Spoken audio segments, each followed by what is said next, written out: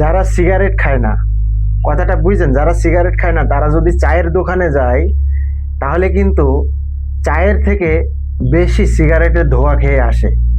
যখন বেশি ধোঁয়া খায় সিগারেটের তখন মানে বিরক্তিকর হয়ে যায়, তখন সেখান থেকে সে উঠে চলে আসে। সিগারেট খায় না বিদায় তার কিন্তু অসহ্য লাগতেছে, মানে অধৈর্য হয়ে যায় সে, ঠিক আছে, তার কাছে খারাপ লাগে। কিন্তু যারা সিগারেটটা খায় তারা ঠিকই ওই সিগারেট না খেলে ওরা থাকতে পারে না, এরকম একটা পরিস্থিতি বা অবস্থা তাদের ভেতরে কাজ করে।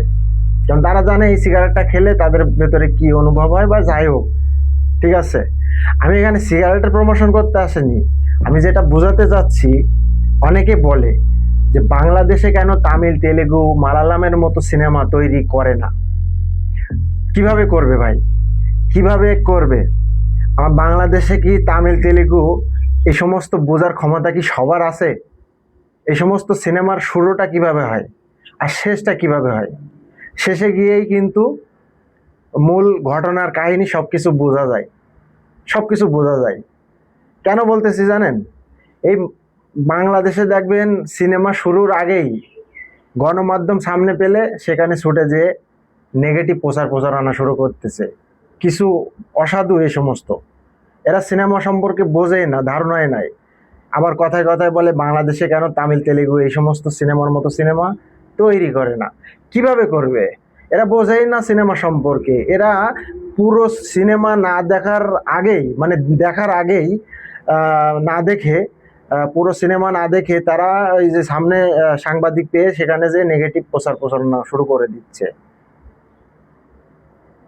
তাই না? এদের কাছে কিন্তু তাণ্ডবও ভালো ছিল না, তাণ্ডব ভালো ছিল না, বরবাদও ভালো ছিল না। কারণ বরবাদের গল্প তারা শুরুটা কিভাবে হয়েছে আর শেষটা কিভাবে হয় সেটা বুঝতে পারে না, কিন্তু লাস্টে কিন্তু যারা তামিল, তেলেগু, মালায়ালাম সিনেমা দেখে পরিচিত তারা বুঝবে যে সিনেমার শুরুটা কিভাবে হয় আর শেষ ফিনিশিংটা কিভাবে হয়। এটাই হচ্ছে মেন বিষয়, ঠিক আছে। কিন্তু এই সমস্ত মূর্খের বাচ্চারা এরা কিন্তু বোঝে না, এরা বোঝে না, না বুঝে অতিরিক্ত লাফালাফি করে। যারা বোঝে কম তারা লাফায় বেশি, এটা কিন্তু কথায় বলে।